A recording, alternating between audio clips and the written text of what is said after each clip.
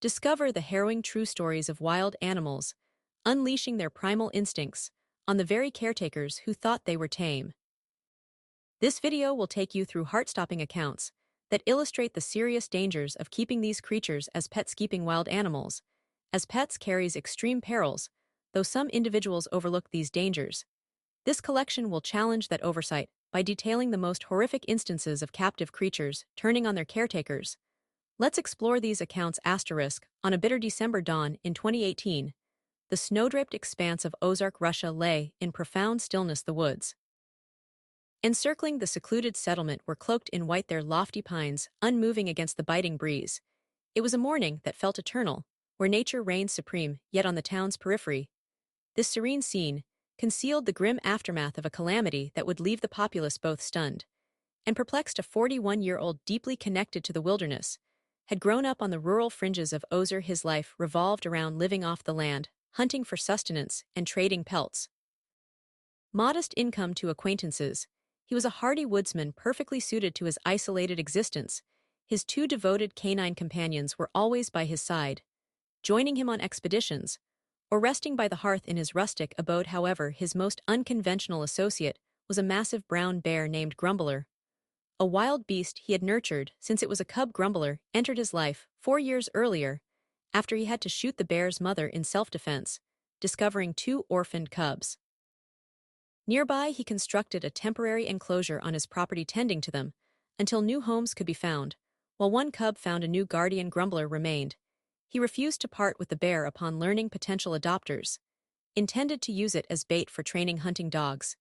Instead, he kept the creature, convinced he could offer it a superior life. For years, Grumbler resided on his land, initially moving freely, but later kept within a robust cage, following an incident where the bear injured one of his dogs. Despite warnings from neighbors and relatives, he maintained that Grumbler was harmless if proper precautions were observed. By 2018, however, Grumbler had matured into a full-grown brown bear weighing hundreds of pounds, and driven by instincts that he could no longer control. That December, his closest neighbor Dimitri visited for their customary monthly tea. As they conversed, Dimitri observed Grumbler pacing agitatedly in his enclosure. He noted that the bear, like others of its kind, should have been hibernating during the harsh winter. Instead, Grumbler appeared restless, tugging at its restraints and emitting soft growls. Dimitri cautioned him, but as usual he dismissed the apprehension, confident in his ability to manage the animal. The subsequent morning, he decided to release Grumbler from its cage to stretch. He believed the bear's agitation stemmed from a lack of movement, and a brief walk on a leash would calm it. Clutching the substantial chain that served as a leash, he unlatched cage and allowed Grumbler into the snowy yard. The bear initially complied, but when the chain tautened, Grumbler began to resist, straining against the restraint. The animal pulled with such force that the wooden post anchoring the chain groaned ominously.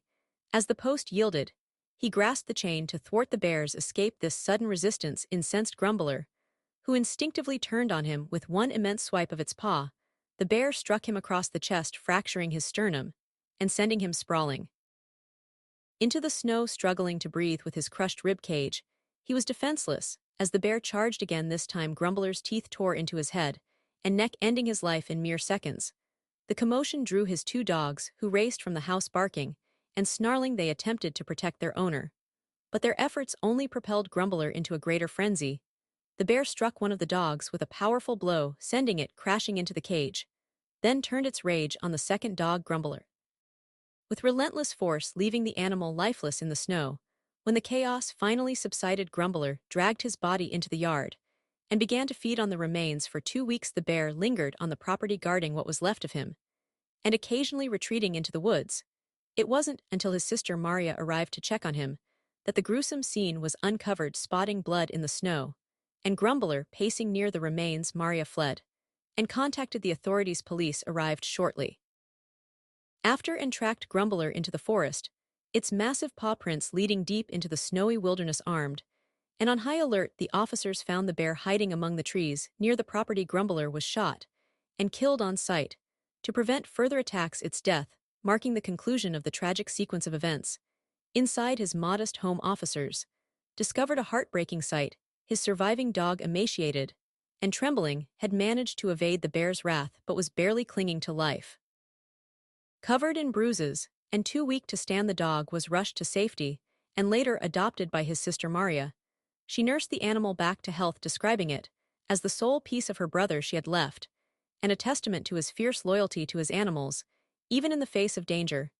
His death underscored the perils of keeping wild predators as pets, even when raised from infancy. His certainty in his bond with Grumbler blinded him to the animal's instincts, which, as the tragic incident proved, could never be entirely suppressed. It was just another typical Wednesday morning in Moo, a small locality in northeast Victoria, Australia. Paul McDonald, a 46-year-old farmer and devoted husband, stepped outdoors to feed his pet deer, a hybrid of a red deer and an elk. He had owned the stag for 6 years, and the couple had always regarded it as a member of their household. The stag, standing nearly 6 feet tall at the shoulder, had developed into a magnificent creature under Paul's stewardship, but what seemed like a routine chore devolved into a horrific disaster. Paul's wife Mandy and their 17-year-old son, Ethan, heard a disturbance from outside. As they hurried to investigate, they discovered Paul being savagely assaulted by the creature he had nurtured and cared for. Mandy McDonald couldn't believe her eyes as she witnessed her husband being violently tossed about by the stag. The once docile animal, now behaving aggressively, was assaulting Paul with its sharp hooves and antlers. Mandy's heart pounded as she sprinted toward the scene, propelled by both terror and resolve. The stag's antlers, almost 2 feet long, thrashed wildly, aiming at Paul. With each turn of its head, Paul struggled, attempting to fend off the onslaught.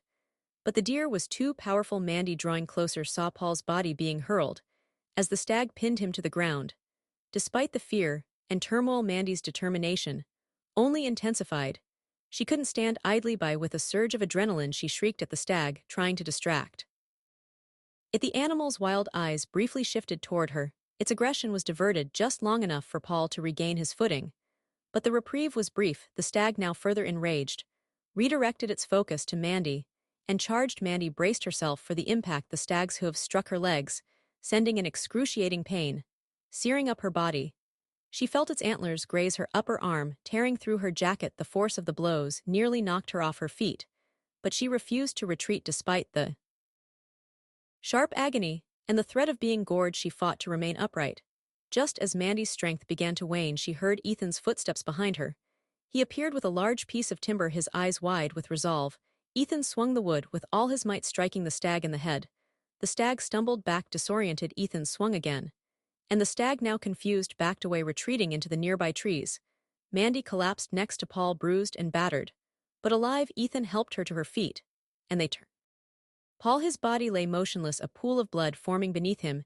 His injuries were severe, and Mandy instinctively knew it was too late. She tried to call out to him, but the words caught in her throat. The first responders arrived moments later. Officers approached cautiously, weapons drawn. The stag, now at a distance, stood with its head lowered in a threatening posture, its massive antlers still sharp and lethal. The officers observed the animal's bloodshot eyes and aggressive stance.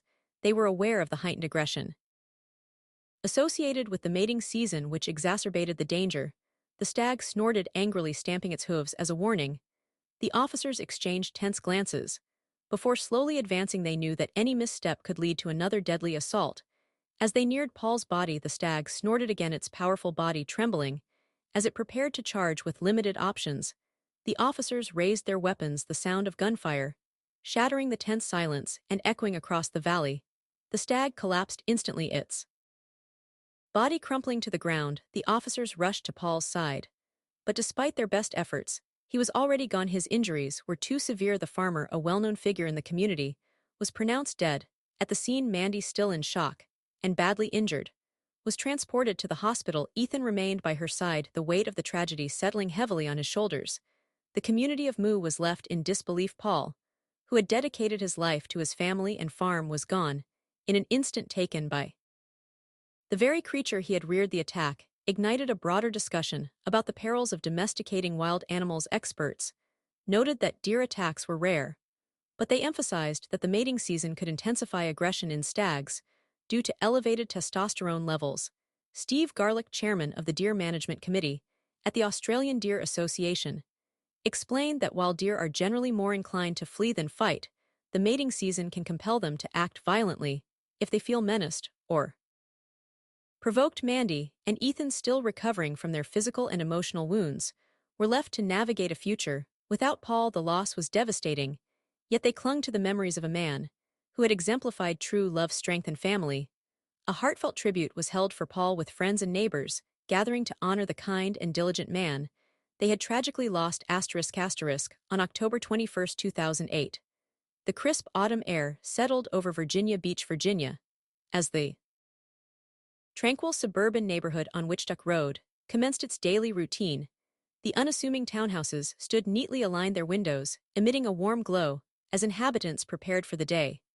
But behind the doors of one ordinary townhouse, a silent predator was poised to strike, moments away from unleashing a tragedy that would stun the nation. Amanda Ruth Black, 25, was widely known in her community for her affection for animals.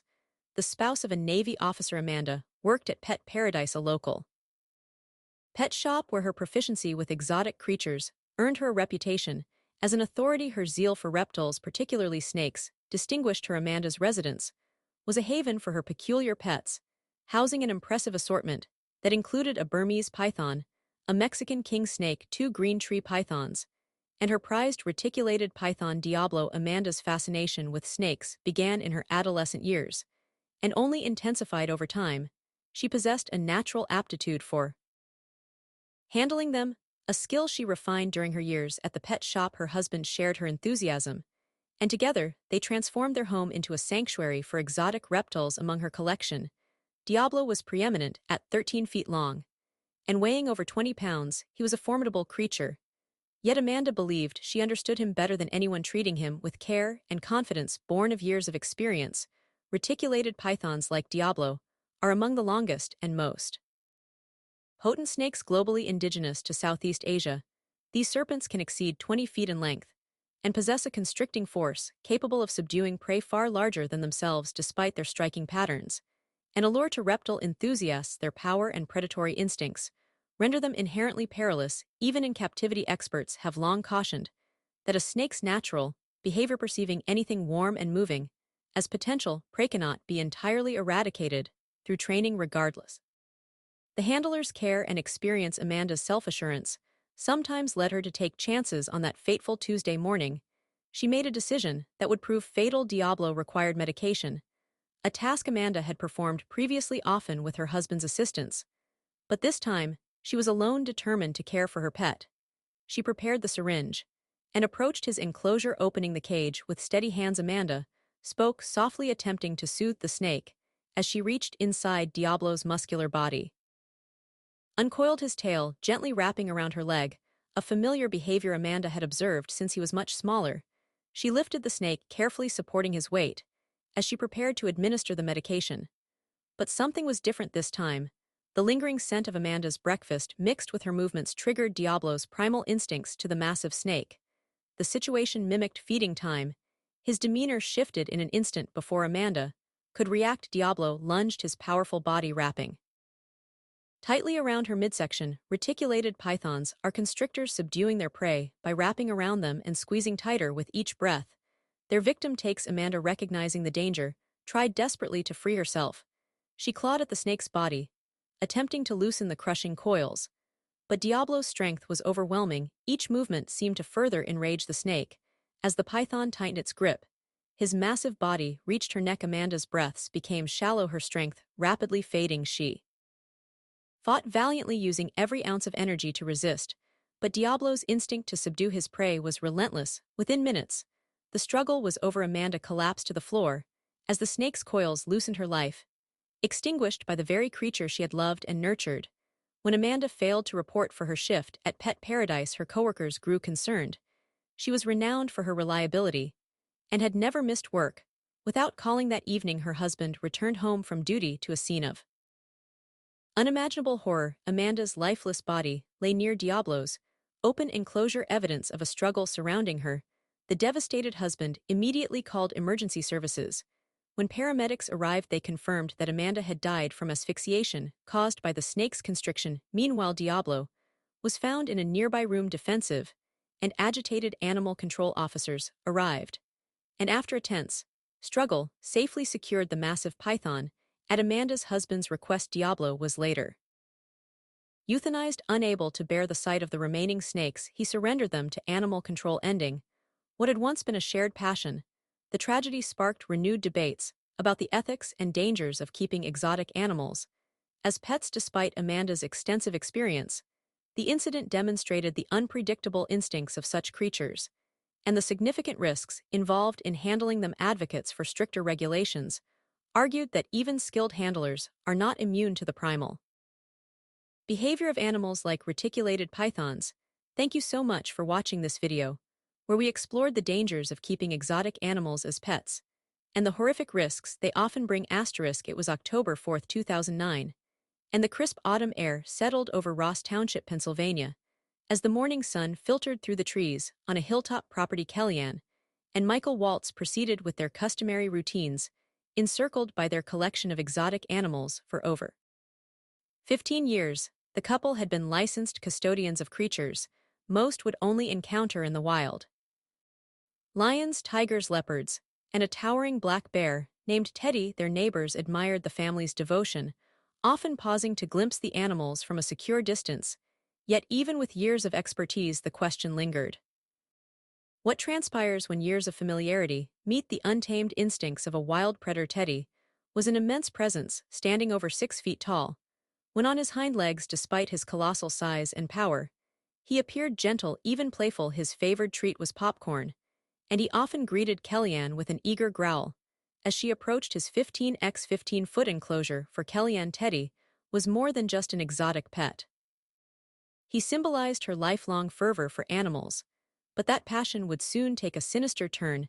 Kellyanne's affinity for wildlife began in her youth as a competitive rider and a member of the 4-H club in Massachusetts. Her dedication to animal care persisted into adulthood, where she became a licensed exotic animal keeper. Alongside her husband Michael, together they obtained their license in 1994, establishing a sanctuary-like property housing lions, tigers, leopards, and servals. Despite the inherent perils, Kellyanne treated these creatures with meticulous care and reverence, ensuring that every enclosure met or exceeded safety standards. In addition to her work with animals, Kellyanne was an active member of her community.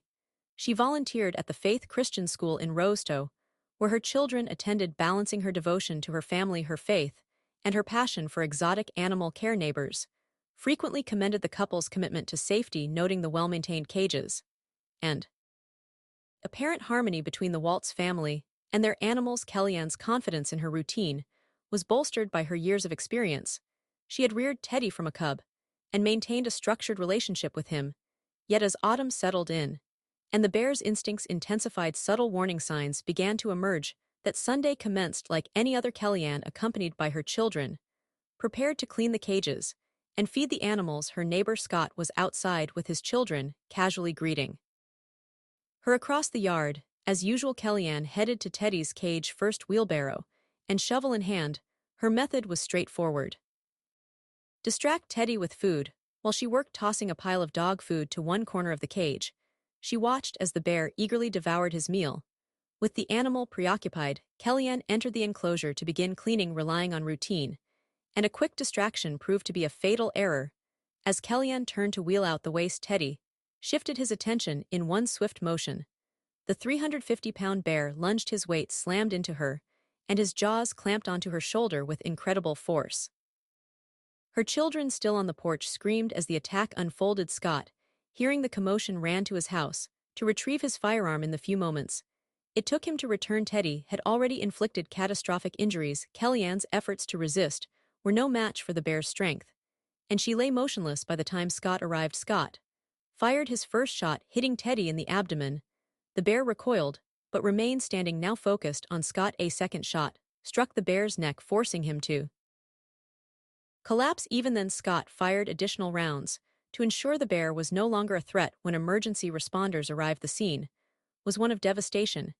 Kellyanne's lifeless body lay inside Teddy's enclosure, the evidence of the attack unmistakable. Despite the responders' swift arrival, there was nothing they could do. She was pronounced dead at the scene. Teddy, too, had succumbed to the wounds he received, and his 350-pound body was a sobering display of the fine line between instinct and training. The attack raised immediate questions. Why was there no secondary barrier to separate Teddy during cleaning? How had the bear's growing agitation gone unnoticed despite being raised in captivity? Teddy's instincts as a wild animal had surfaced with devastating consequences. The Waltz property had been considered safe. But was compliance with regulations enough to ensure safety? As the sun set over the tranquil town of Zanesville, Ohio, on October 18, 2011, no one could have envisioned the terror that was about to unfold. Terry Thompson, a 62-year-old Vietnam War veteran, was a man drawn to the extraordinary. His passion for collecting exotic animals began in 1977, when he acquired a lion cub for his wife Marianne. Over the years, his menagerie grew to encompass tigers, lions, bears, wolves, and even baboons, all housed on his 73-acre property. The animals were a spectacle for neighbors, but their living conditions frequently raised concerns. Reports of inadequate cages and unsafe fencing became commonplace. Neighbors complained of escapes, and law enforcement was summoned on multiple occasions. Yet Ohio's lax laws permitted Terry to continue accumulating animals without significant restrictions. By 2011, his property was home to 56 exotic creatures, many kept in overcrowded and unsanitary conditions. In 2008, Terry was convicted on federal firearms charges and served a year in prison. His incarceration strained his finances and his mental well-being. He grew paranoid, convinced his wife had been unfaithful during his confinement. After his release, this confluence of personal turmoil and mounting pressure would culminate in an act of unimaginable destruction. As twilight descended on Zanesville that October day, neighbors began to observe peculiar occurrences on Terry Thompson's expansive property. Horses in the nearby paddocks, typically calm and grazing, were unusually agitated. They snorted loudly, pacing back and forth with unease. Their frantic behavior captured the attention of Terry's neighbor Sam Kopchak, who decided to investigate. Kopchak was an experienced horse owner, but even he felt a creeping sense of dread as he approached the paddock. When Sam reached his own horse, a mare named Red, he saw the source of the animal's distress. A massive black bear lumbering through the field. The sight was startling, but not entirely unprecedented in rural Ohio. However, as Kopchak moved closer, he spotted something that froze him in his tracks. A fully grown African lion. The male lion stood just beyond the paddock fence. Its golden mane caught the dim light, its piercing eyes fixed on him. The fence separating them seemed insufficient against the size and power of the predator. Realizing the imminent danger, Kopchak quickly led Red into the barn and secured the doors behind him. Inside the barn, with his heart pounding, he called 911 to report the sighting. The call was the first of many, as chaos began to propagate throughout the area.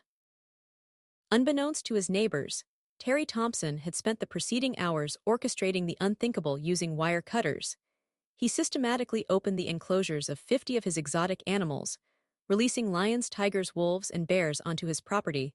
To ensure the predators ventured out of their cages, Terry scattered raw chicken around the grounds. A final act of calculated chaos. What could drive a man to such a drastic act? Whatever the motive, Terry had unleashed a nightmare on the small town of Zanesville. After setting the animals loose, Terry walked to the front yard of his home. Armed with a handgun, he raised the weapon to himself and pulled the trigger, ending his life in the midst of the mayhem he had created. When officers arrived hours later, they found his body on the lawn, partially consumed by one of his own tigers, while Kopchak remained barricaded in his barn. The chaos outside intensified by the second. Through the small, dusty windows, he watched as more predators emerged from the shadows. Wolves sprinted across the field, their eyes glowing in the dim light. A massive tiger, its powerful muscles rippling beneath its striped coat, stalked through the tall grass. Then a lioness emerged, her gaze fixed on the paddock, as though scanning for prey. Inside the barn, the air was thick with tension. Kopchak knew the flimsy wooden doors were no match for the powerful creatures roaming just feet away. He held his breath, his pulse pounding in his ears, as he tried to stay as silent as possible, speaking as quietly as he could. Kopchak finally placed his 911 call. His words were frantic and urgent, painting a chilling picture of the nightmare outside. Simultaneously, emergency calls from across Zanesville poured in. Predators roamed the town freely, causing chaos and destruction. A soccer coach a mile from Terry's property reported a tiger near the edge of a practice field, prompting parents to evacuate their children elsewhere.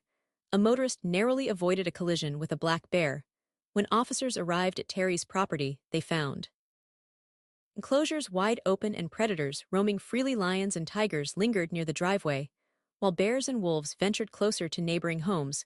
The danger was spreading rapidly into residential areas, and officers had no choice but to act. Tranquilizers were unavailable, a grim reality that left officers with few options.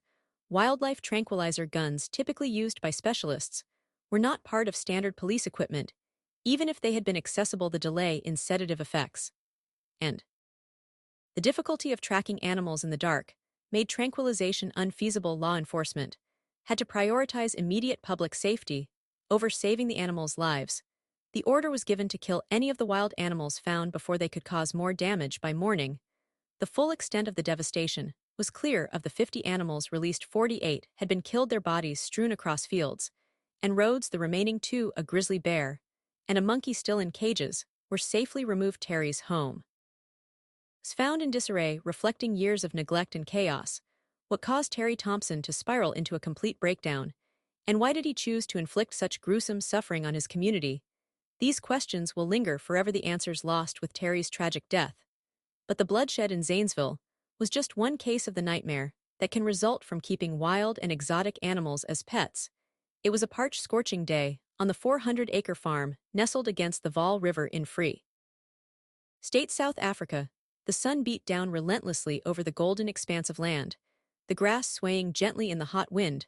The Vaal River, a lifeline in the otherwise arid terrain, trickled lazily along one edge of the property, offering a cool sanctuary to the creatures that inhabited it. Among them was Humphrey, a hippo adopted at a young age after a river flood had left him stranded. Humphrey had been brought to the farm when he was just 5 months old, a helpless infant under the guardianship of Marius Els, a 40-year-old former army major turned farmer. Marius had a history of tending to wild animals, giraffes, rhinos, but nothing could have prepared him for the colossal mass that would one day become his closest companion.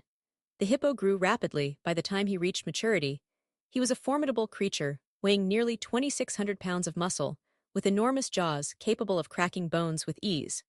But at the time, Humphrey was still an oversized infant, his innocent eyes following Marius wherever he went, his huge ears twitching at every sound. Marius, who had trained him to open his mouth for teeth brushing and even ridden him in the water, believed that the bond they shared was unbreakable. To Marius, Humphrey wasn't merely a wild animal.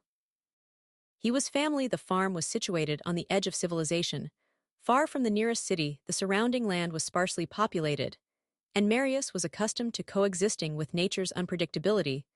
The river provided for both the land and the animals, and Humphrey had free rein to roam the 400 acres. Though Marius ensured the hippo had access to a dam he had constructed for his comfort, for the most part, Humphrey stayed in a large pond he had claimed as his own, where the water was deep enough for him to submerge and move freely. He only wandered when curiosity or mischief compelled him to explore the rest of the property. Marius considered Humphrey his gentle giant, a creature so docile that he would obey Marius's calls. On several occasions, he would make his way to the nearby golf course, where golfers were often startled by the sight of a huge lumbering hippo. To Marius, these escapades were harmless fun, a playful demonstration of a bond forged between man and beast. Yet each time Humphrey escaped his enclosure, the peril of the situation became more apparent. One morning, as Marius tended to the animals, he noticed the hippo had wandered off again. This time, however, Humphrey had ventured out of the farm and down to the river, where he encountered a man and his young grandson paddling in a canoe. Marius had observed the exchange from a distance, and knowing Humphrey's territorial nature, he rushed to intervene. Humphrey's instincts kicked in. As soon as the hippo saw the canoe, without warning, he charged into the water, moving swiftly, powerful ripples forming behind him as he cut through the river with frightening speed. The pair in the canoe barely had time to react. The man and his grandson scrambled for safety, climbing the nearest tree. As Humphrey circled below, agitated and relentless, Marius reached the scene, and with the sound of his whistle called the hippo back. Humphrey paused, shaking his head, before trotting back to Marius's call. He had been trained, or so Marius believed, to listen and obey. The locals who had witnessed the scene were less convinced. They perceived an animal capable of unpredictable aggression, one that had grown beyond the control of even the man who had raised him days past. And Humphrey's behavior grew increasingly erratic. He began to kill livestock on neighboring farms and even threw Marius from his back. When the hippo no longer wished to be ridden, what Marius once considered playful now seemed dangerous, but he continued to dismiss the warnings, too blinded by his affection for the animal. To him, Humphrey was still that innocent young hippo, the one he had raised from a vulnerable age, but Humphrey was no longer a baby. He was becoming an adult, and with adulthood came a growing sense of dominance. His instincts were sharpening, and Marius, though experienced with wild animals, failed to recognize the shift in the hippo's behavior. The once obedient pet was beginning to test his limits. The playful nudges, once affectionate now, carried weight. The bites, which had once been gentle, grew more forceful. On November 12, 2011, tragedy struck. It began like any other day, with Marius heading out to visit Humphrey. The hippo was waiting for him at the riverbank, eager, as always, for attention. As Marius approached, he offered the usual apple as a treat, but Humphrey seemed different. The usual excitement was there, but something darker had crept into the animal's gaze. Marius attempted to pass the hippo to go down to the water, but Humphrey blocked his path. The massive animal shook his head and grunted a low guttural sound that resonated through the air. Marius dismissed it, but as he attempted to step around the hippo, the situation escalated. Humphrey's large jaws opened wide, and for the first time Marius felt a rush of unease. The hippo's teeth were exposed, the sight of them sending a shiver down Marius's spine. He recognized the signs of aggression, but it was too late. Humphrey lunged, his powerful bite sinking into Marius's torso. The immense pressure of the hippo's jaws shattered Marius's bones. He gasped in pain, but there was no escape. Humphrey attacked him again, and again, the animal's raw strength overwhelming his former caretaker. Marius's body was soon swept into the river, his life extinguished by the very animal he had raised and trusted. It was hours before his body was discovered submerged in the cold water. The bond that Marius had believed was unbreakable had been shattered. What he had failed to see was the ferocity growing within Humphrey, a force of nature that no amount of training could suppress. Humphrey, the hippo he had once seen as a son, had become something far more dangerous. A wild animal driven by instinct, and in that moment, he had betrayed the only person who had ever cared for him. Hippos, weighing up to 4,000 pounds, are among the most perilous animals in Africa, responsible for more human deaths each year than lions. Marius had underestimated this reality, believing his bond with Humphrey could tame the beast. It was September 2022, in the quiet town of Redmond, Western Australia, a place where the murmur of daily life was punctuated by the gentle sounds of animals. On Peter Eads' farm, Peter, 77, was renowned for his dedication to his flock of 60 alpacas. He had established the Aeonis alpaca stud in 1997, and each of his animals had a name. The farm was his pride, a place where he attended to his creatures with care and attention. But one creature on his farm was different. An orphaned western grey kangaroo, raised by Peter after he found it abandoned, as a Joey. Australia is home to over 50 million kangaroos, and while these animals are rarely a threat, they possess powerful defenses to ward off intruders. Kangaroos have sharp claws, strong teeth, and muscular back legs capable of delivering deadly blows. The western grey kangaroo, the species Peter raised, stands about 4 feet 3 inches tall.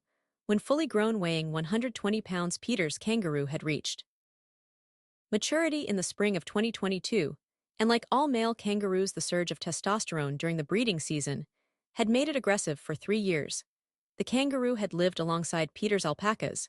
It had grown accustomed to his presence, to the gentle strokes Peter would give it when he visited the paddocks.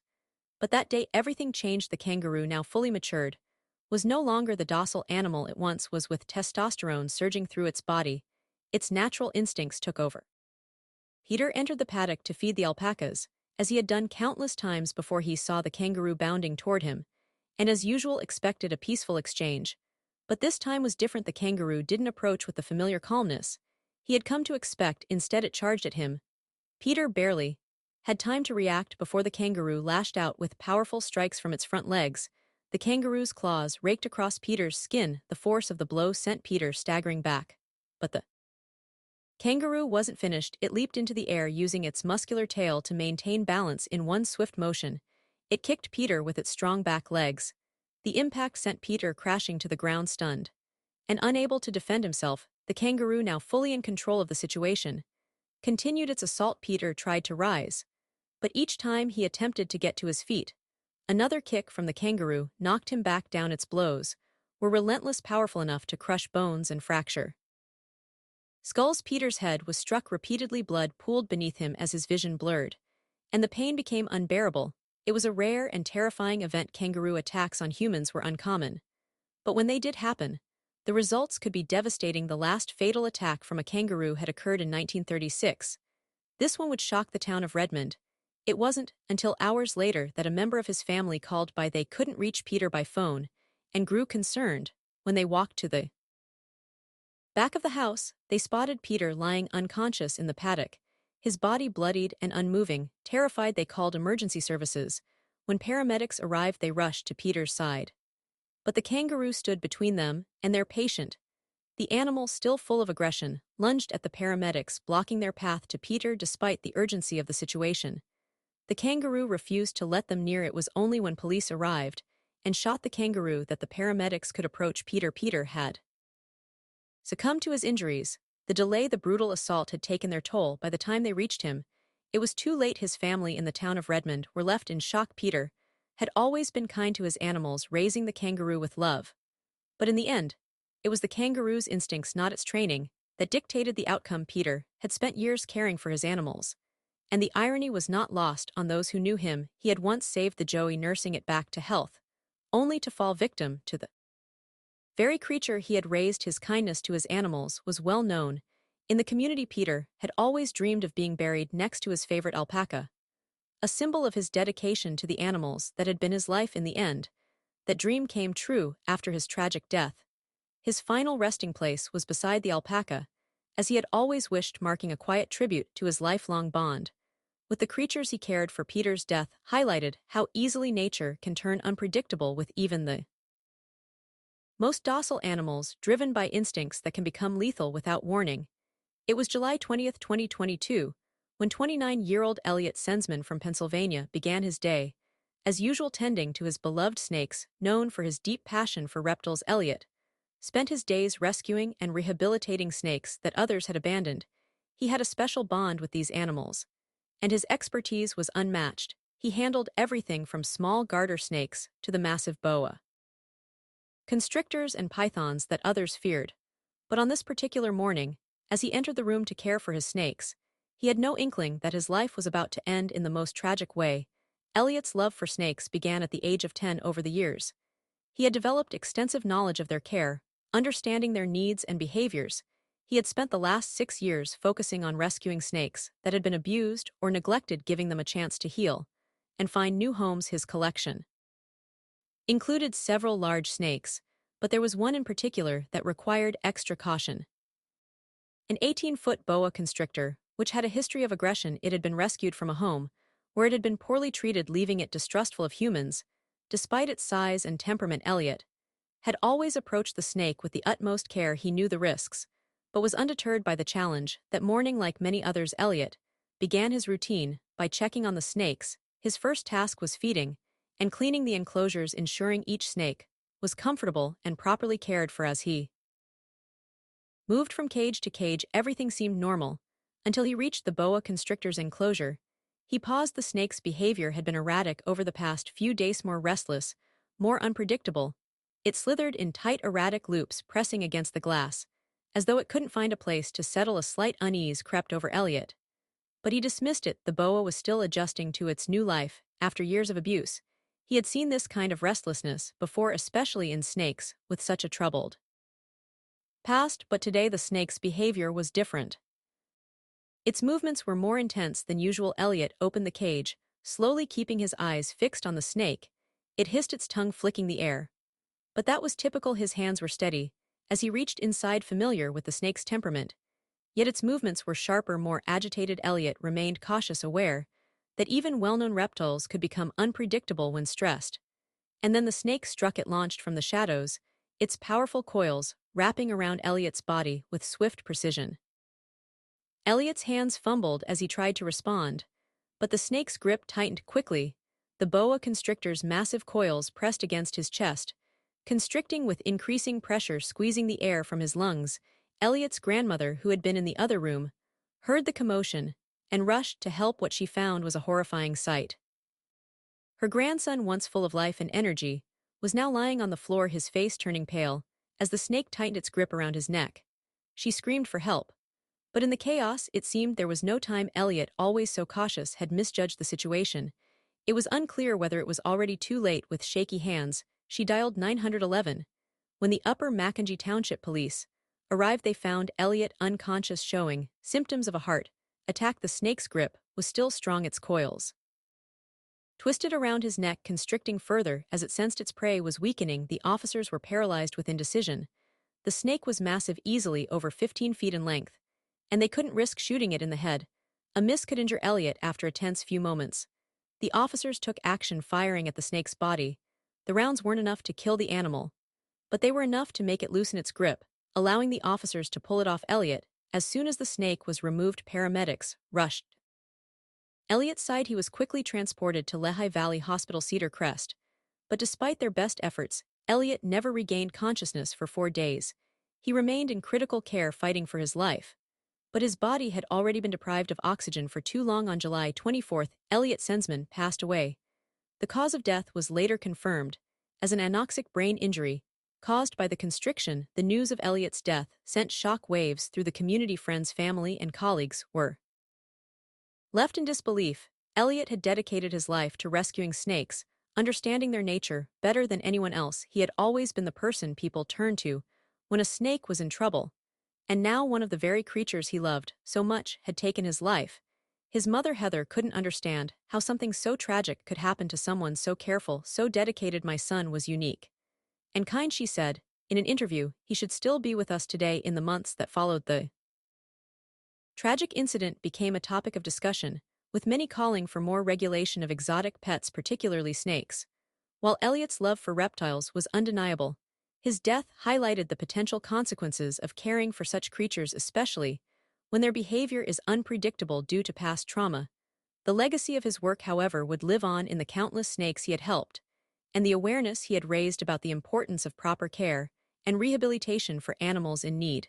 It was a warm August evening in 2013 when Connor and Noah Barr, 2 young brothers, set off for what they thought would be another carefree day of childhood adventure in their quiet town of New Brunswick, Canada. The air was thick with the scent of summer, and their laughter echoed as they made their way to the nearby apartment of a close friend. Life, full of promise and innocence, seemed endless. Little did they know this day, which began like any other, would take a tragic turn.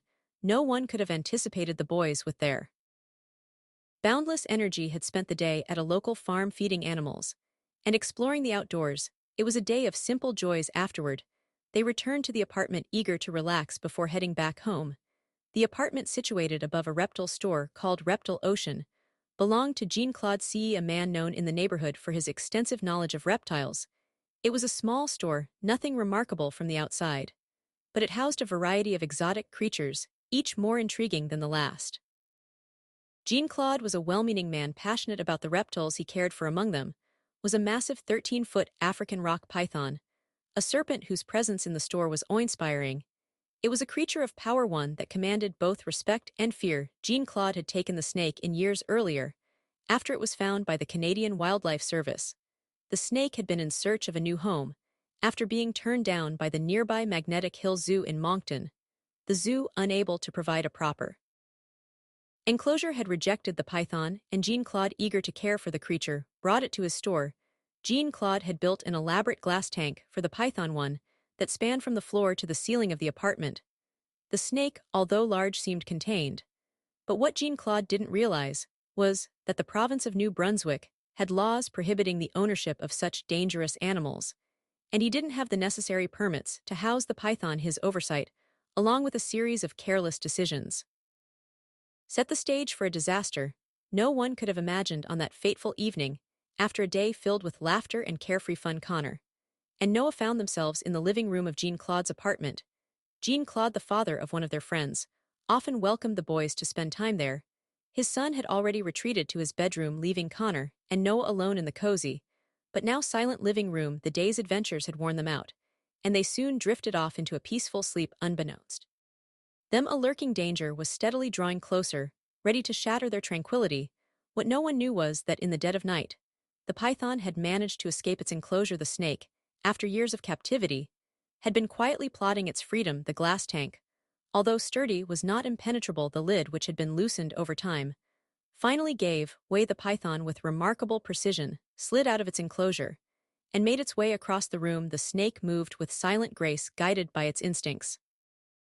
Slipping past furniture and obstacles with ease, it was heading for the vent in the ceiling, a vent that had recently been left exposed. When Jean-Claude removed the filter cap to clean it, the snake, drawn by some unknown scent, slithered through the ceiling vent. It was a small opening, just large enough for the serpent's slender head to squeeze through, but the snake, determined to explore further, pushed its entire body into the duct system, its muscles flexing. As it navigated the narrow space, it moved slowly, methodically, without a sound. The ceiling, which had already been under strain from the weight of the snake, was now in danger of giving way above the sleeping boys. The snake maneuvered carefully, its massive body bending and shifting within the confined space. The ductwork creaked under the weight, the sound barely audible in the stillness of the night. It was only a matter of time before the ceiling couldn't hold any longer. Suddenly, with a loud crack, the ceiling buckled. The snake, now free from the confines of the vent, fell to the floor with a heavy thud. It landed directly on top of the boys, who were still in a deep sleep, unaware of the danger that had just descended upon them. The python, disoriented but powerful, immediately coiled around the boys. Its body, thick and unyielding, began to tighten with terrifying force. Connor and Noah woke in an instant, their eyes wide with shock, as they found themselves trapped beneath the massive coils of the snake. Panic surged through them, but their movements were slowed by the overwhelming power of the python. Creature's grip was relentless, squeezing harder with each passing moment. The boys fought against the constriction, but the snake's strength was too much. Their screams went unheard, swallowed by the weight of the snake's coils. The python's constriction continued, each breath they took becoming more difficult, until the room fell silent once again. By morning, when Jean-Claude arrived at the apartment, the silence was deafening. He stepped into the room, his heart racing. As he scanned the space, the ceiling had collapsed, and the boys lay motionless, their bodies bruised and lifeless beneath the snake's powerful grip. Jean-Claude rushed to them, his hands shaking as he checked for signs of life. But it was too late. The boys were gone, their lives stolen by the very creature Jean-Claude had worked so hard to care for. Blood stained the floor, and the snake was nowhere to be found. The tragedy sent shock waves through the small town. Medical examiners confirmed the cause of death: asphyxiation caused by the snake's constriction. The python had wrapped itself around the boys, suffocating them before they could escape. In the wake of the attack, questions began to surface. Was this simply an unfortunate accident, or was there something more at play? Experts suggested that the snake would not typically act aggressively unless it felt threatened. But how could this happen? As the investigation unfolded, it became clear that Jean-Claude's decisions had played a crucial role in the tragedy. His failure to secure the snake properly, lack of permits, and disregard for safety contributed to the loss. Authorities charged him with criminal negligence, though the case dragged on for years. In 2015, nearly 2 years after the deaths, Jean-Claude stood trial. His defense argued there was no intent to harm, but the evidence told another story. Despite the case against him, in November 2016, a jury found him not guilty. For the Barr family, no verdict could ease the pain of losing Connor and Noah. Their smiles, frozen in time, became painful reminders of lives cut short. What began as a day of adventure ended in heartbreak, leaving a family to mourn the loss of 2 young boys taken too soon.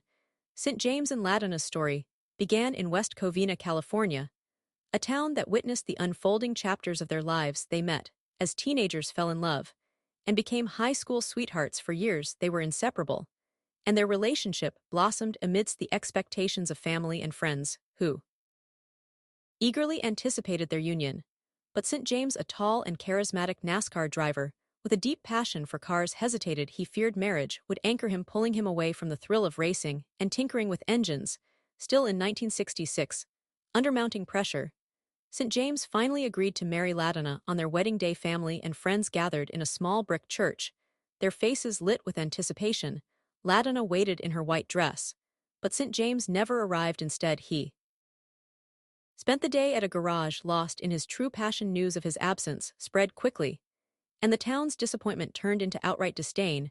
For years, his name became synonymous with betrayal and cowardice. Seeking to escape the judgment of his community, St. James found solace in a newspaper advertisement.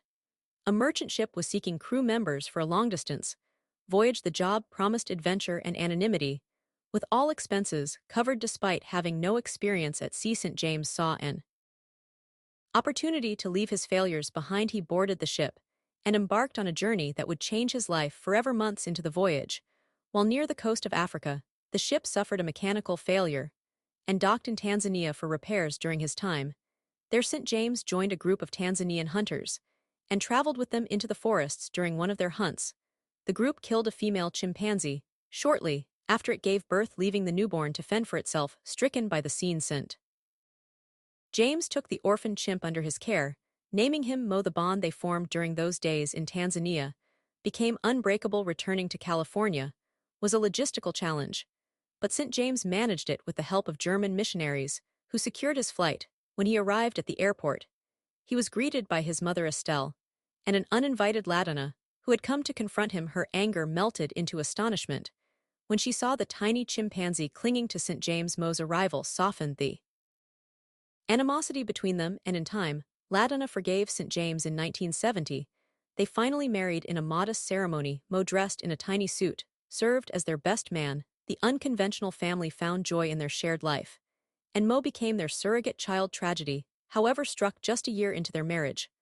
Ladonna was diagnosed with cancer and required a hysterectomy. Devastated by the loss of her ability to have children, she considered leaving St. James, but he reassured her, reminding her that they already had a child in Mo. Together, they poured their love into raising the chimpanzee, marveling at his intelligence and emotional depth. For years, the family thrived, but the challenges of raising a wild animal in a suburban environment soon caught up with them. In 1990, a welder hired to repair Mo's cage accidentally left equipment behind, which shocked and frightened Mo. The chimp escaped and was missing for hours before being apprehended. During the incident, Mo caused damage to a police car and injured an officer. The following year, a visitor ignored warnings and placed her hand inside Mo's cage, mistaking her red fingernail for candy. Mo bit her fingertip.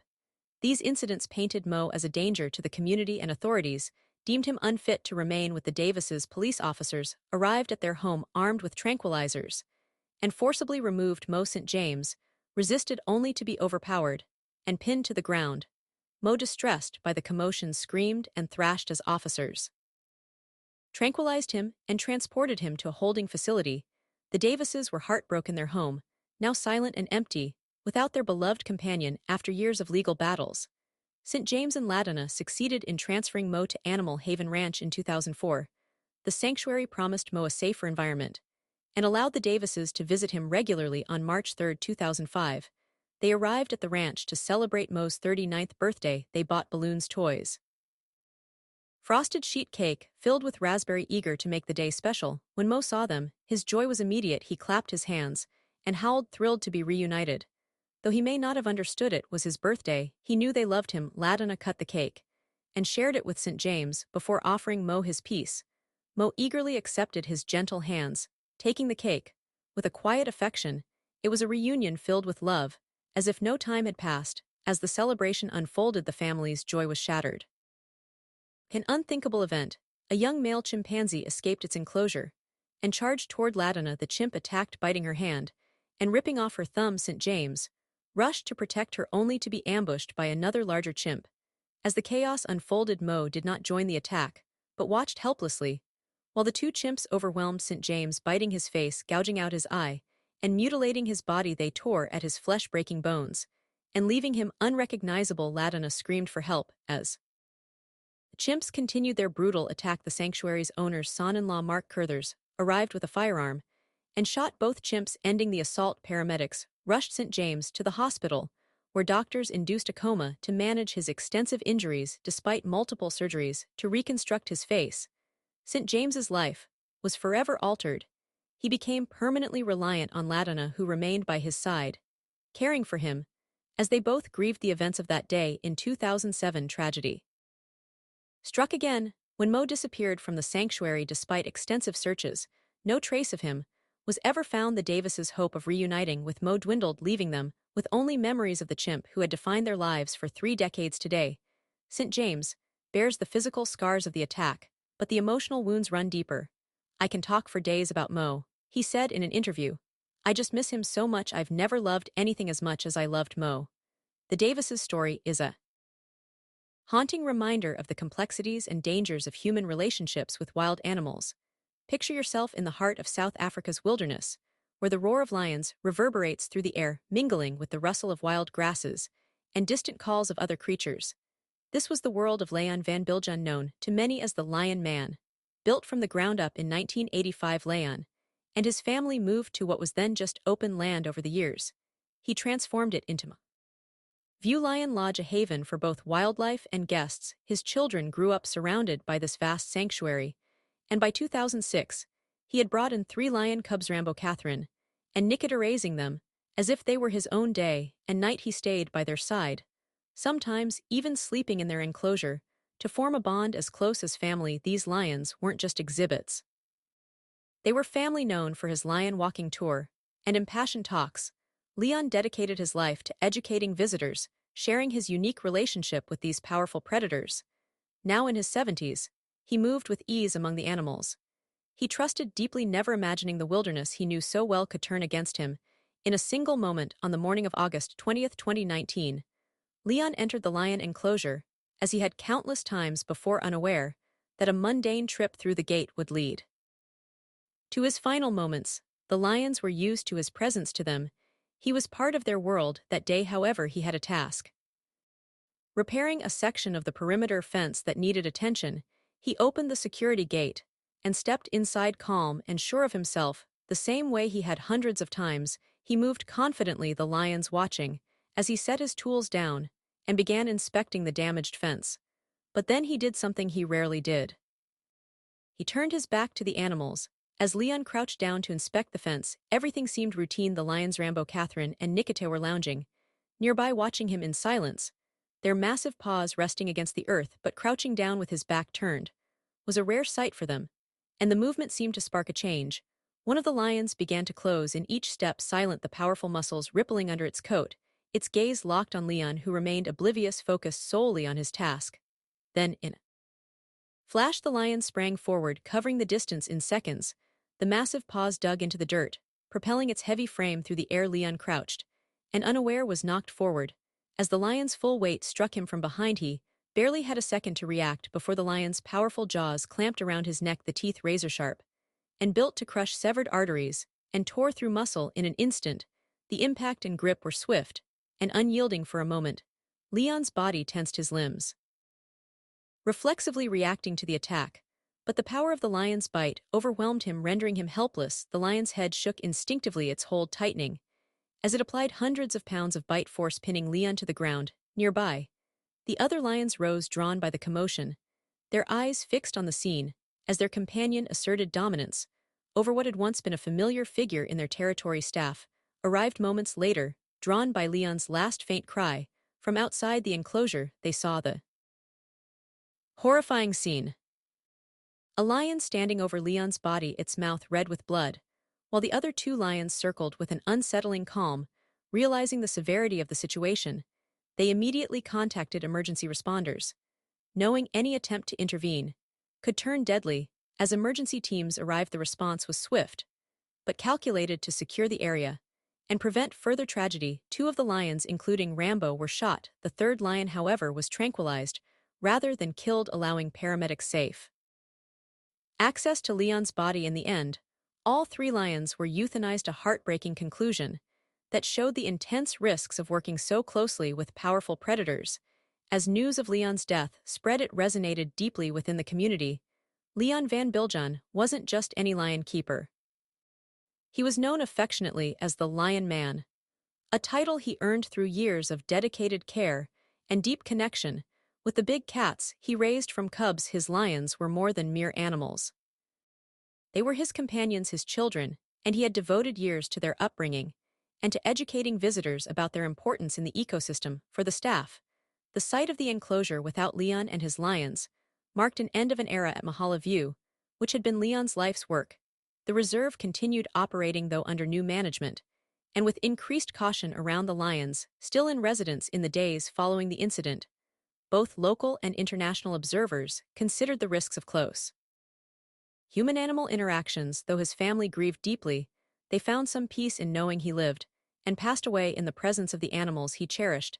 As Leon's story shows, even the closest bonds with wildlife can shatter in an instant, revealing the unpredictable nature that lies within every predator. Decades of trust unraveled in a single moment, leaving Leon to face the instincts he had spent his life respecting. It was April 2017, and 12-year-old Christian Prince Lau, known as Tyne to his friends and family, was enjoying his school holiday in the South African countryside. As the 2-week break began, Tian made his way to his grandmother's home, near Leffelale, a quiet town on the edge of the Bushveld. It was a time of adventure for him, a chance to escape the routine of everyday life.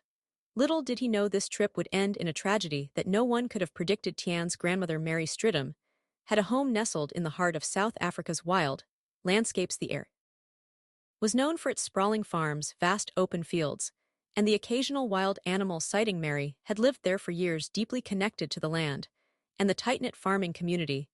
It was a place where Tian had spent many holidays, surrounded by the peace and beauty of rural life. He enjoyed the quiet days spent exploring the area, reading in the local library, and visiting nearby farms to see the animals. But there was one place Tyne particularly loved to visit. A farm where his family friends, the Voss couple, raised lions. They were a quiet but dedicated couple who ran a breeding facility for these majestic and dangerous animals. They kept 3 adult lions, hand-raised, but still wild in their instincts.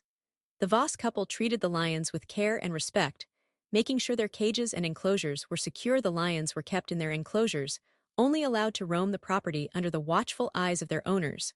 Or so it was believed. It was on this farm that Tyne, accompanied by his grandmother, spent an afternoon chatting with the Voss couple. It was a casual visit, one Tyne had made many times before. The lions had already been out for their daily walk and had returned to their enclosures by the time Tyne and Mary arrived. As the adults spoke over tea, Tyne was oblivious to the danger that was about to unfold. The house was bustling with activity. Mary and Mrs. Voss were in the kitchen, while Tyne moved about looking for his favorite book. What he didn't know was that, unbeknownst to the adults, one of the lions had escaped its enclosure. A gate left ajar or improperly closed had given the lion the opportunity it needed. No one realized the danger until it was too late. In the blink of an eye, the massive male lion appeared in the doorway. Tyne, already familiar with the lions, but never completely naive about their wild nature, froze. He had always been told the same thing. The lions were not tamed despite being raised in captivity. But what could have prepared him for the sight of one of these beasts in the house? Mary saw the lion first and immediately stepped between Tyne and the predator, trying to shield her grandson with her own body. The lion, though seemingly calm, locked its eyes on Tyne and stepped closer, testing the air. Mary, remaining calm despite the mounting danger, urged Tyne to run for safety.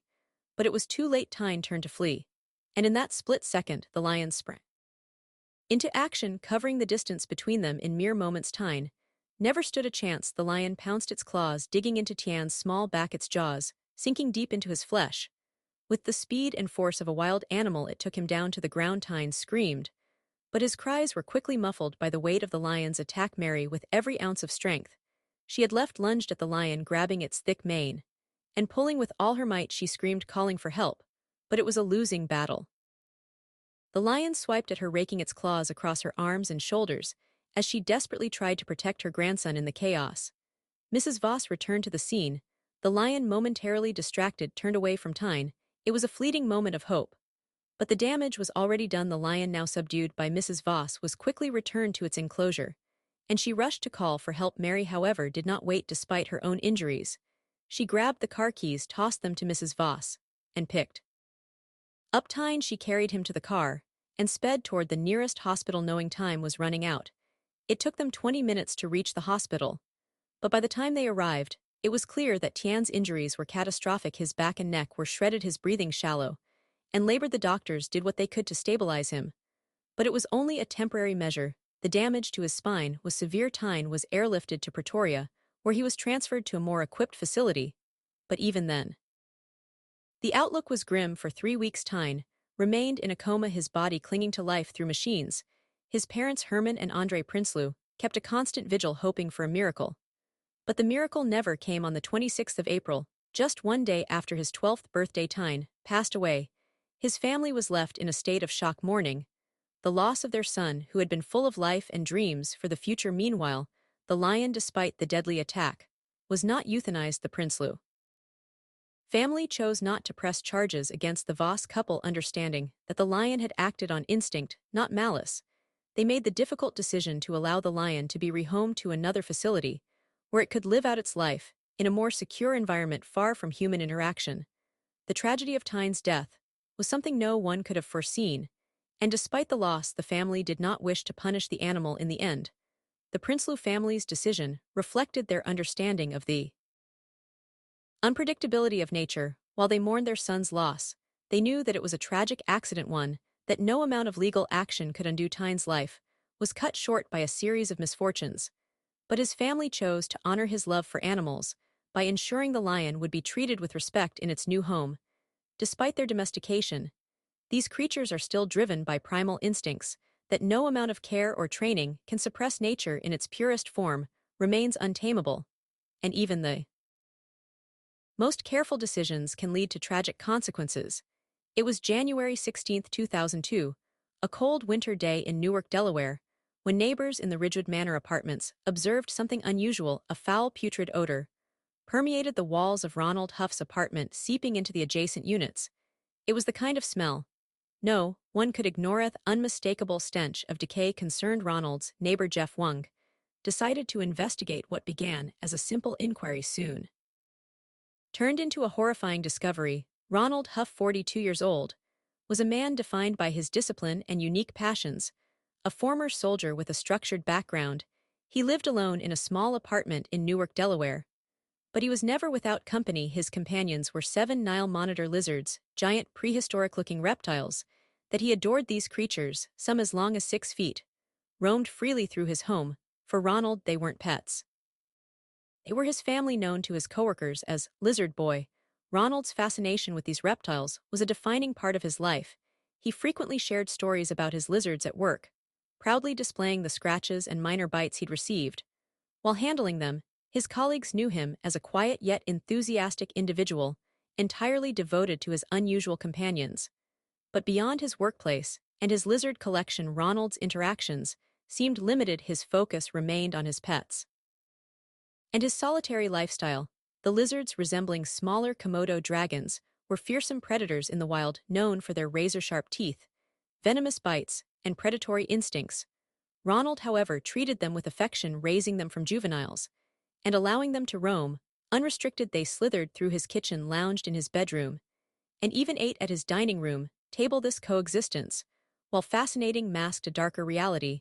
No matter how much Ronald cared for them, these animals were still wild at heart. Their behavior could turn unpredictable in an instant, as he would soon tragically discover. No one knows exactly what transpired in the days leading up to January 16th, but Ronald had not been seen for several days. His absence raised concern among neighbors, especially as a foul odor began emanating from his apartment. The stench, unmistakable as that of rotting flesh, suggested that something had gone terribly wrong, though the exact details of Ronald's final moments may never be known. The grim scene, discovered days later, sent ripples of shock through the community. On that day, officers forced their way into Ronald's apartment and were immediately overwhelmed by the scene. The stench in the air was thick and suffocating, forcing the responders to cover their faces. As they stepped inside, the dimly lit apartment was cluttered with furniture pushed against the walls. To make room for the reptiles, in the middle of the room lay Ronald's body, slumped against the door. His once recognizable features were horribly disfigured, with deep wounds covering his arms, legs, and torso. Large portions of flesh had been stripped away, exposing bone and sinew. The 7 Nile monitor lizards were still present, their snouts stained red with blood. They hissed and flicked their forked tongues at the officers, unperturbed by the commotion. The floor around Ronald was littered with scattered debris, bits of raw chicken, remnants of cockroach shells, which were a common food for the lizards, and overturned furniture. Real signs of a chaotic and violent scene. Feeding time was often chaotic. Monitor lizards are highly reactive to routine stimuli, and any delay could have heightened their impatience. A single bite from their sharp teeth, combined with venom that causes pain, swelling, and infection, could have incapacitated Ronald. The lizards themselves showed no signs of fear. One of the larger animals stood near Ronald's body, towering over the bloody scene, while others darted across the room, their quick movements keeping the officers on guard. Their powerful tails swept through the debris and their claws scratched against the hardwood floor to the officers. The reptiles seemed to be guarding their territory, ready to defend their kill. It took time for wildlife officials to arrive and secure the lizards. The largest and most aggressive among them resisted capture, forcing the team to use specialized equipment to subdue it. The animals were eventually removed, but the haunting image of the scene lingered with those who witnessed it. Ronald's body was taken for examination, but the extent of the injuries made it impossible to determine an exact cause of death. Large portions of flesh were missing from his arms and legs, consistent with bite marks from the monitor lizard's sharp teeth. Deep lacerations marred his torso, and his face was nearly unrecognizable, with sections of skin and muscle torn away, exposing underlying bone. The injuries suggested prolonged interaction with the lizards, either during an attack or as part of postmortem scavenging. His hands and fingers showed signs of defensive wounds, implying a struggle may have occurred. Investigators noted claw marks on his limbs and chest, likely caused by the reptiles climbing or restraining him. The autopsy revealed no signs of toxins or foreign substances that might have incapacitated him, but it was clear that his injuries were severe enough to have been fatal if inflicted. While he was still alive, the damage to his body, coupled with the chaotic scene of the apartment, painted a gruesome picture. Whether Ronald succumbed to the lizards' aggression or they scavenged his body after a natural death remained unclear. What was certain, however, was that his remains bore the unmistakable imprint of the powerful and untamed creatures he had raised as companions. The grim reality of Ronald Huff's fate showed the deadly risks of keeping exotic pets behind closed doors. Jerome and Sandra Harold were a happily married couple. Their home in Stamford, Connecticut, had once been filled with the sounds of their daughter Susan's laughter and the busy hum of daily life. But as time passed, and Susan married, the house fell silent. The couple, now alone, found themselves consumed by an emptiness that lingered in the halls. The house, once vibrant, now felt hollow. In an attempt to fill the void, they made a decision few would dare to make. They brought home a 3-day-old chimpanzee, choosing to raise it as their new child. The price was steep, $50,000. But to Sandra and Jerome, it seemed worth it. They named the chimp Travis, after Sandra's favorite country music star. Travis tripped from the moment they brought him home. Travis became their world. They pampered him as if he were their own child, bathing him, feeding him, and even brushing his teeth. He slept in their bed, ate at their table, and joined them for outings. Travis quickly became more than just a pet. He was family. As the years passed, Travis grew bigger and stronger, and his relationship with the Heralds deepened. The couple even built a special room in their house for him, hanging tires from ropes for him to swing on. He learned to do things most people wouldn't expect of a chimpanzee. Opening doors using the remote control, even browsing pictures on the family computer. His charm and friendly nature made him a local celebrity. Neighbors, police officers, and even strangers recognized Travis as the beloved chimpanzee living in Stamford. He was known for his quirky habits, his obsession with baseball, his taste for ice cream, and his ability to log into the computer. The Heralds couldn't have asked for a better companion. But as with all creatures, time would change Travis in ways they never anticipated. In 2003, a strange incident set the stage for what was to come. Jerome, Sandra, and Travis were stuck in traffic when a passerby threw an empty soda can into their car, striking Travis. Without hesitation, Travis unbuckled his seatbelt, opened the door, and chased after the culprit. The situation spiraled out of control, with Travis eluding officers for nearly 2 hours. He eventually returned to the car, but the spectacle led to a new law in Connecticut banning the ownership primates heavier than 50 pounds. Despite the chaos, Travis was exempted from the law, largely due to his status as a well-known, previously trained animal. Everything seemed to be fine in the family of Jerome and Sandra. With their animal, they appeared to be a happy couple, living a life that was calm and stable. But in 2004, tragedy struck. Jerome, after a long battle with stomach cancer, passed away. Sandra, now alone, was engulfed by grief. The house, once full of life, fell into darkness. Her sorrow had profound effect on Travis, who had always seen Jerome as his alpha. As the months passed, Travis's behavior began to change. He had reached adulthood, now weighing over 200 pounds. The Stamford Animal Control Department voiced concerns about his size and strength, advising Sandra that it would no longer be practical to keep him in her home. But Sandra, still mourning Jerome, ignored their warnings. She withdrew from social life, spending her days sitting by the porch, staring at the sunsets in a daze. The Isolation took its toll on Travis without proper exercise.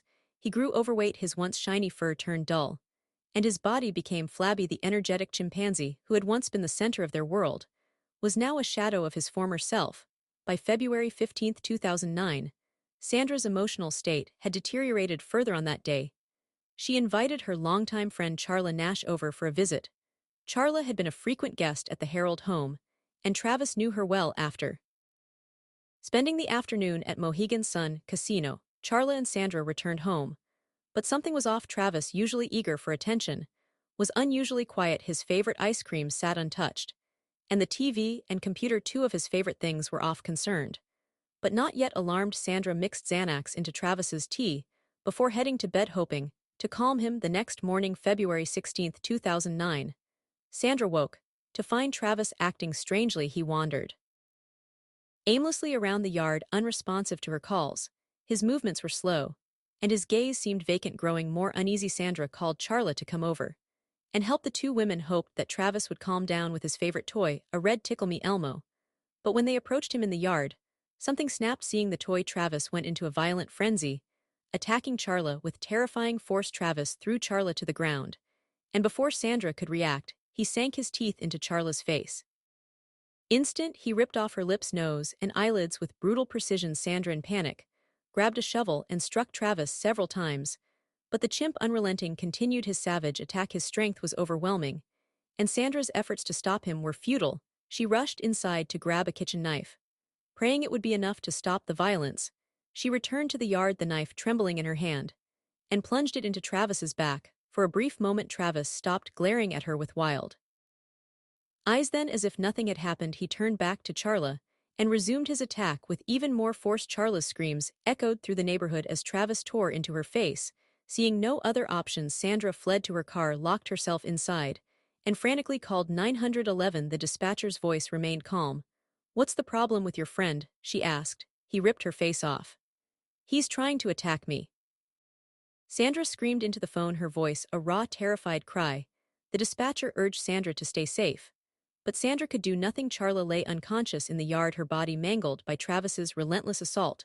The horror unfolded before Sandra's eyes as the chimpanzee continued his violence without hesitation. When Officer Frank Chafari arrived, he was met with an unimaginable sight. Travis, still enraged, was roaming the yard, attacking the police car. The chimp smashed the passenger window and unlocked the door. His anger undiminished, fearing for his life, Officer Chafari opened fire, shooting Travis 4 times. The chimp stumbled into the house, collapsed on his bed, and died. Charla was rushed to the hospital, where she underwent multiple surgeries to reconstruct her face. Her injuries were severe. She lost her left hand, along with several fingers on her right hand.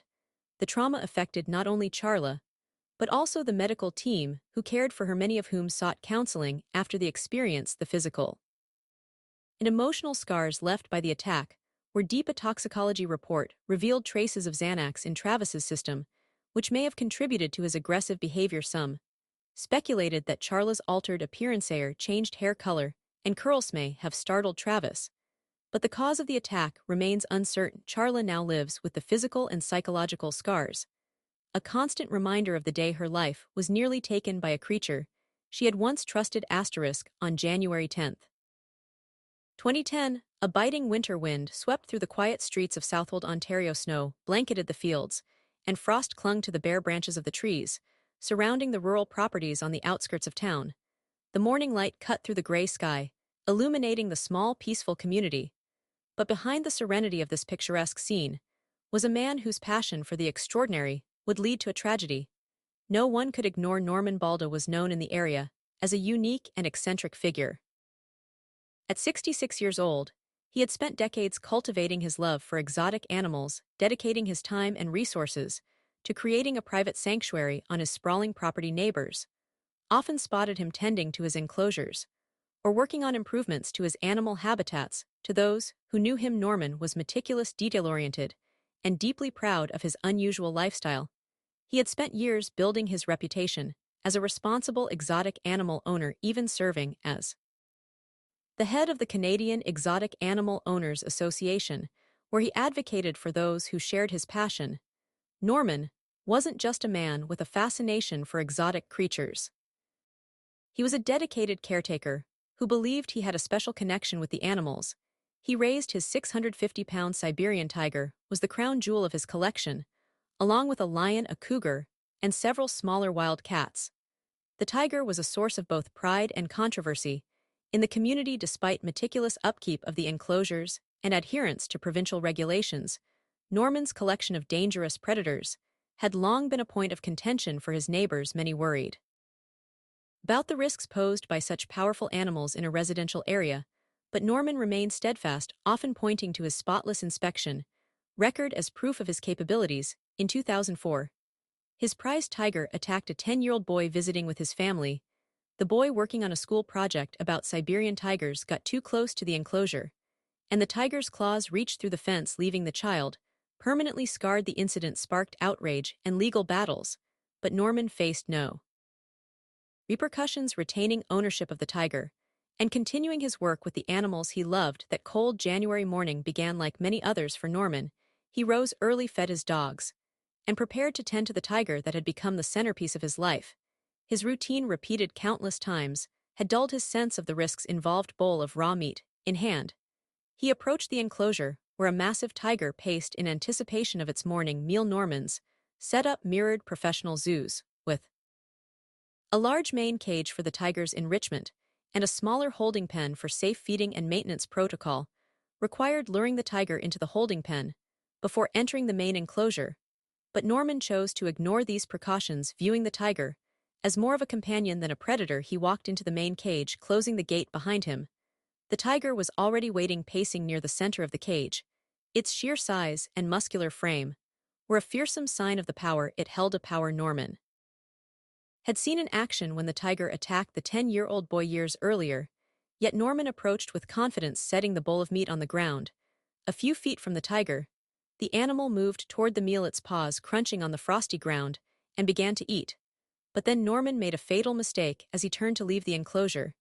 He turned his back on the tiger. In the wild, turning one's back on a predator signals vulnerability, and even the most well-trained animals can't suppress their instincts entirely. The tiger, sensing the opportunity, abandoned its meal in an instant. With shocking speed, it lunged at Norman, knocking him off his feet. The sheer force of the tiger's body sent him sprawling to the ground, and before he could react, its powerful jaws clamped down on his neck. The tiger's teeth tore through flesh and muscle, with ease severing arteries and nearly decapitating him in a single motion. Pinned beneath the predator, Norman stood no chance of escape. The tiger's massive paws dug into his body, holding him in place as it began to drag him across the enclosure. Despite the raw meat it had been given moments earlier, the tiger's instincts had taken over entirely. Norman was no longer its caretaker. It was prey for the next 2 hours. The tiger fed on Norman's body. It tore into his torso, consuming everything from his chest to his feet. The bowl of raw meat sat untouched in the corner, forgotten in the frenzy of the kill. When Norman's cousin arrived later that morning for an unannounced visit, she was met with a scene of unimaginable horror. The tiger, its snout and paws smeared with blood, stood over what little remained of Norman's body. The sight sent her into a state of shock, so severe that she required hospitalization and sedation for days afterward. When authorities arrived, they found the tiger pacing in its enclosure, its massive frame smeared with blood from what remained of Norman's body. Calm but imposing, the animal was secured with the help of wildlife professionals, who sedated it before removing it from the property. The tiger was eventually sold to a private collector at an undisclosed location, fueling ongoing debates about the ethics of keeping such dangerous predators after fatal incidents. Investigators concluded that Norman had bypassed essential safety protocols, opting to feed the tiger directly rather than confining it to the holding pen.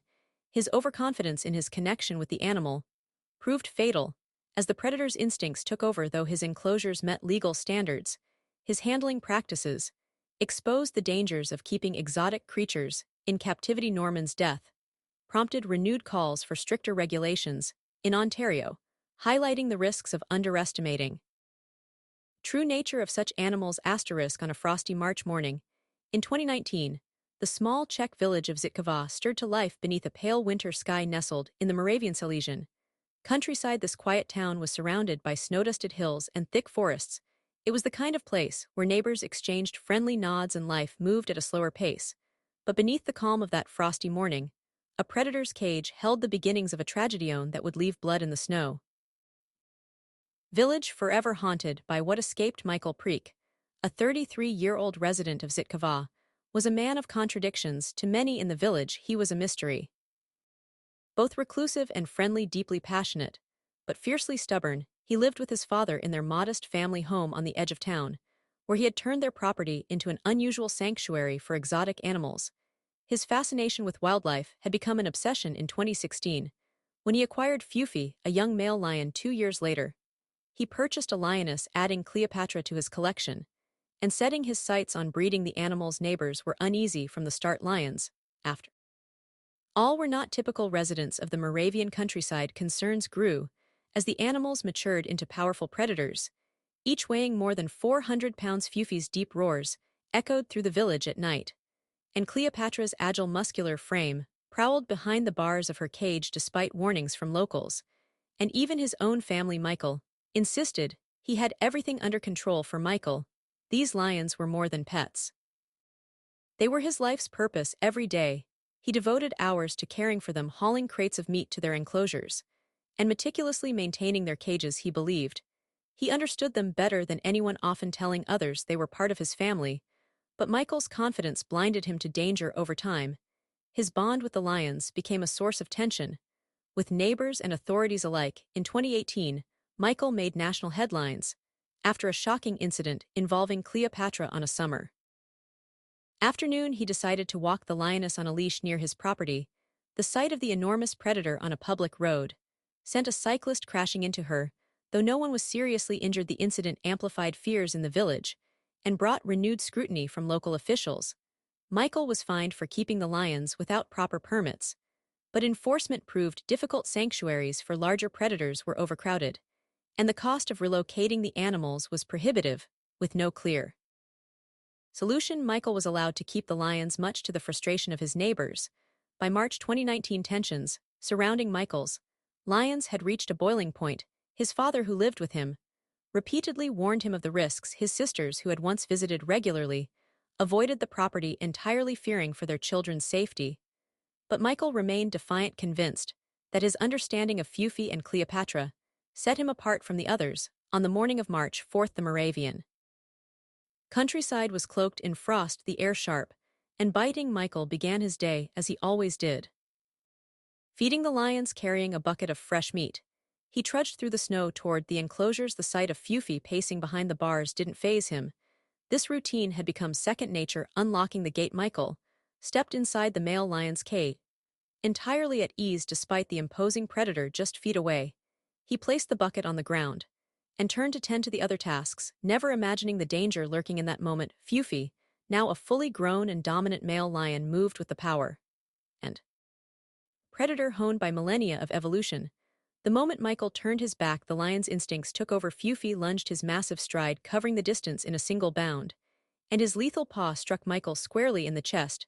The impact knocked Michael off his feet, sending him sprawling to the ground, dazed and unable to defend himself. Pinned beneath the monstrous predator, Michael was defenseless.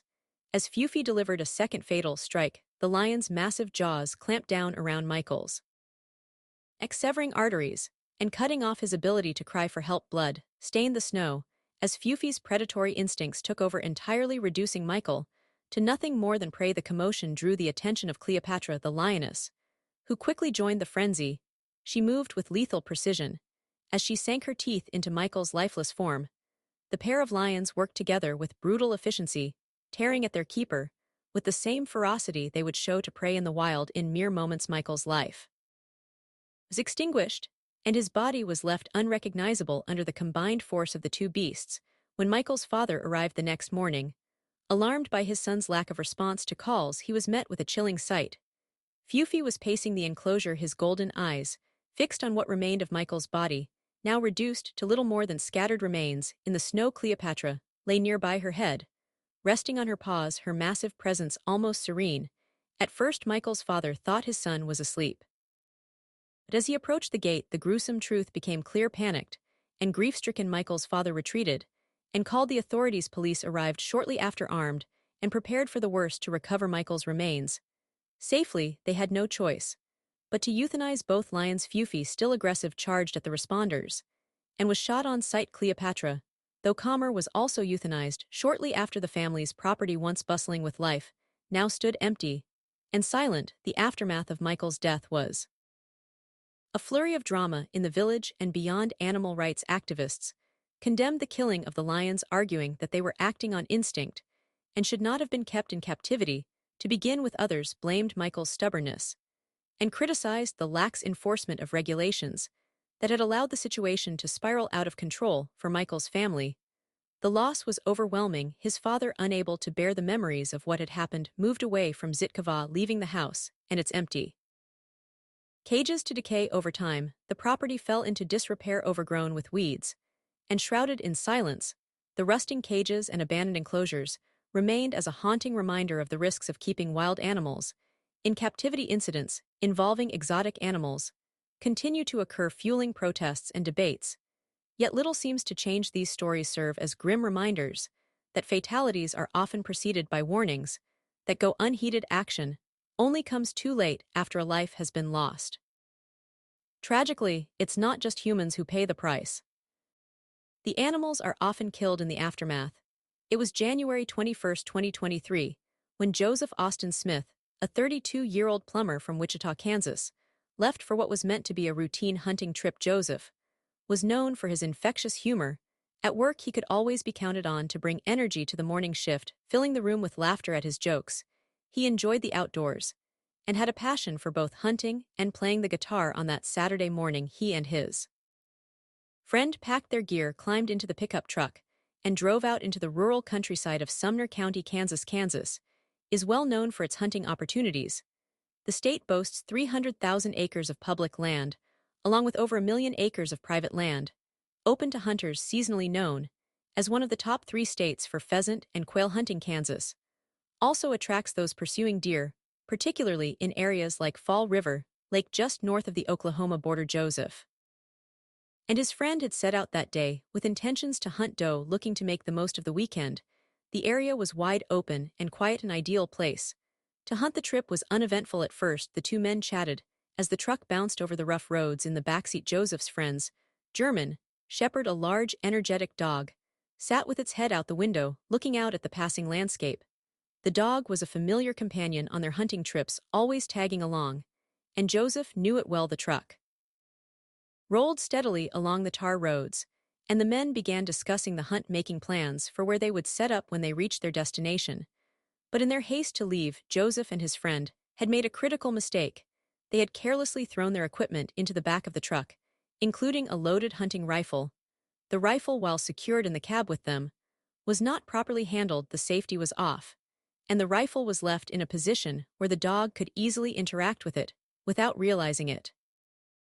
The men had set the stage for a tragedy. As the truck rumbled along the dirt roads, the dog, restless in the backseat, shifted its position.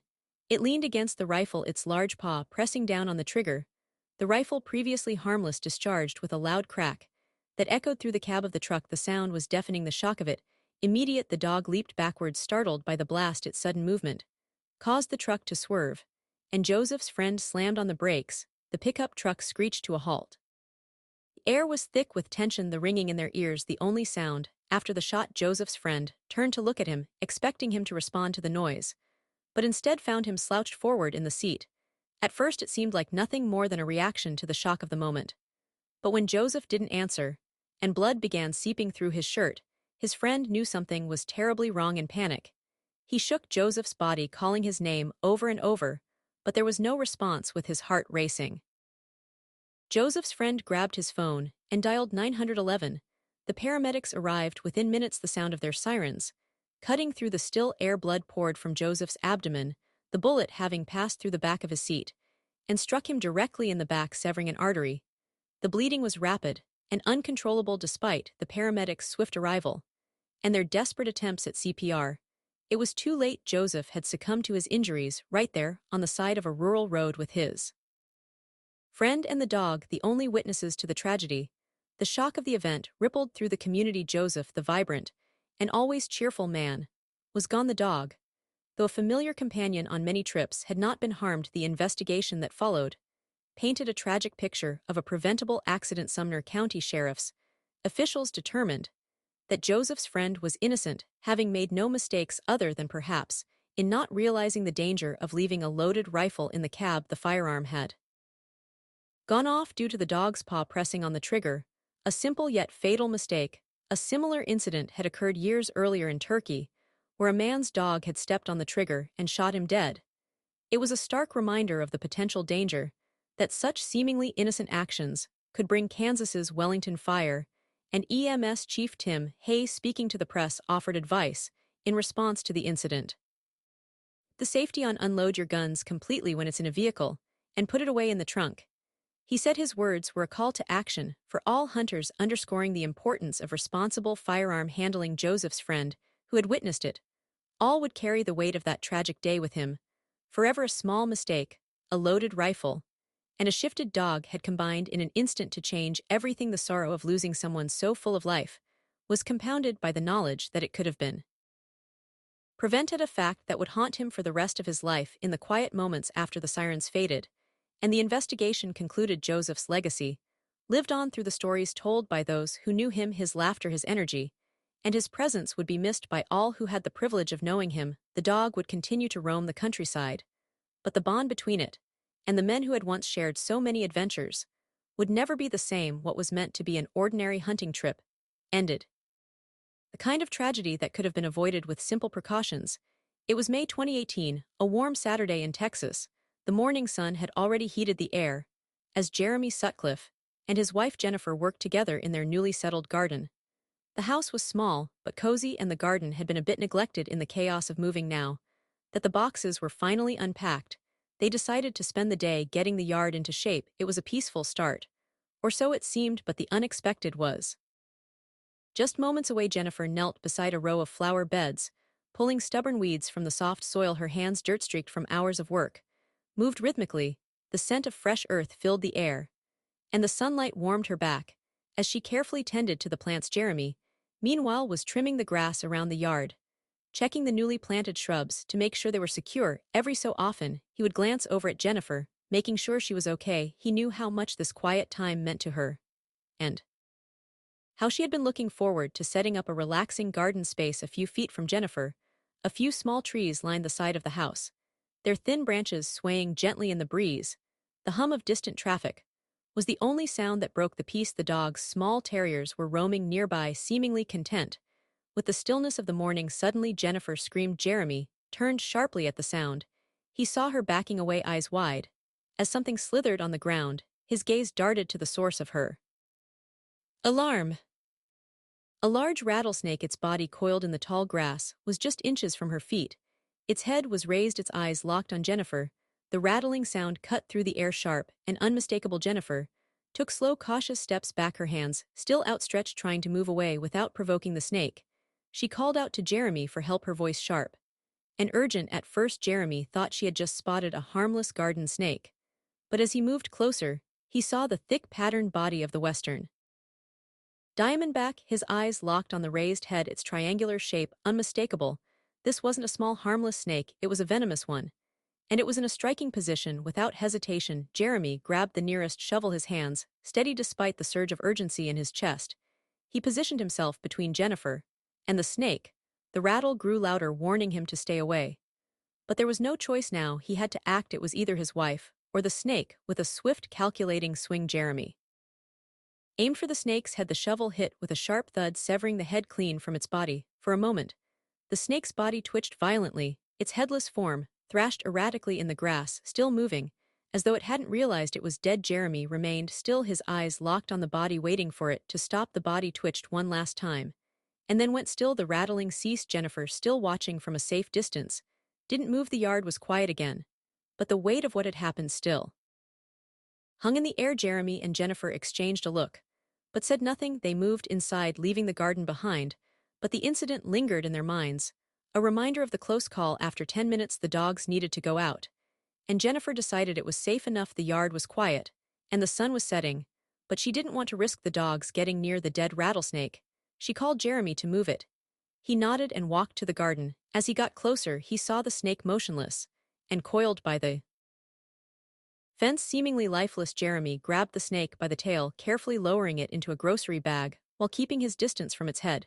But as his hand closed around the snake's head, it struck its fangs sank deep into his hand, and venom surged into his veins. Instantly pain shot through his hand, and his fingers went numb. As the venom burned through his bloodstream, he called out to Jennifer for help.